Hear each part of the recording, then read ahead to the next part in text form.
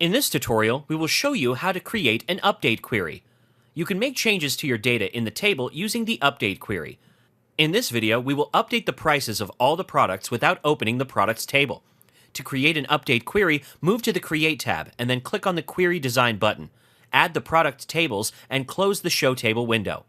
From the products table, let's select the price field. Now click on the Update button from the Query Type group. You will notice a new update row will be added over here. In the update line, put in a square bracket and type in price. With that done, let's put another square bracket to close the keyword, followed by an asterisk sign for multiplication. After that, let's type in the percentage by which you want to increase the price. In this video, we have multiplied the price by 1.2, indicating a 20% increase in the prices of all the products. Now let's click on the View button, and you will notice the present prices of all the products. To toggle back, click on the View button and now press the Run button. A dialog box will appear telling you that prices will be changed. Let's click on Yes to proceed.